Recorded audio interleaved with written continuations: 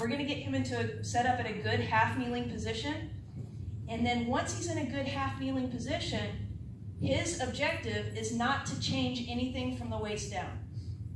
He's going to stabilize static motor control because we want to load and say, you know what? Let's make sure they own the position first, and then the next step is we're going to move it for dynamic motor control. And we'll challenge it with upper body movements. But first we have to be able to get into a good kneeling stance. We can absolutely put the foam roll, if you want a buffer underneath the knee, or an Airex pad, works really well if you have somebody that has a sensitive patella.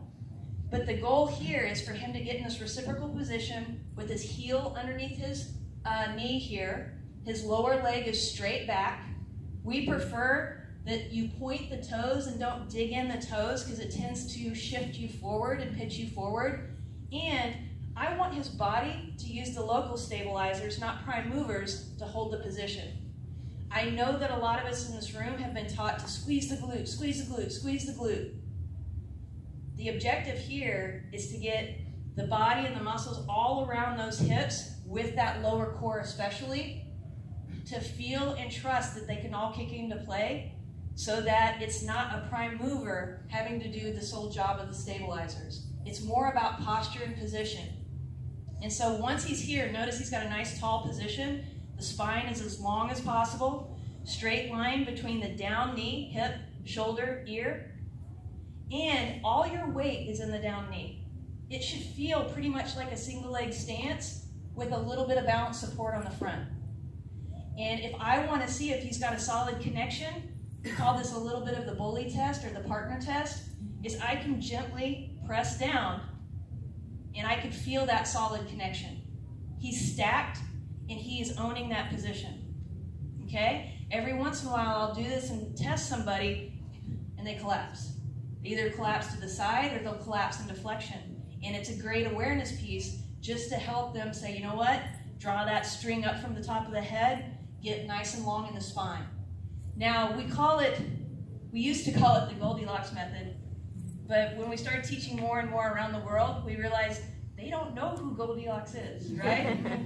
So kind of hot and cold, a great way to get them to feel their position is they can hike the hip up and hike the hip back down to help level out the pelvis. You can roll the hip underneath, you can roll it forward, and now they can feel where their movement allows them to work in between to get into a better position. If you notice that they're really hiked up on one side, we can work through that and give them some feedback, okay?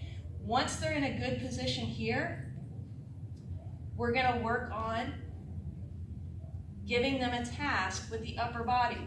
Chops and lifts, that diagonal pattern is a win-win for us because we can work through the core opposite shoulder to opposite hip while the goal is to, you want the foam roll?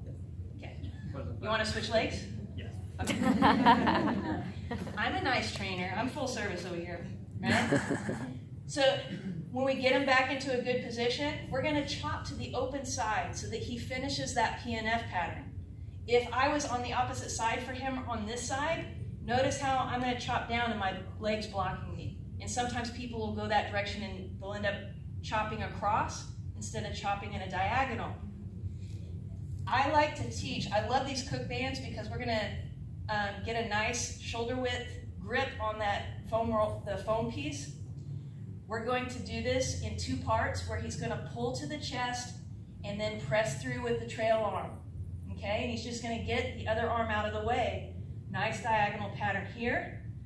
I know I'm set up at a good anchor position when the band goes right along his arm, but it doesn't wrap around his body. And he's not too far out here to where the band's is far away from his arm. I want it to be right, and if you're with a cable, using a cable, I want it to be in position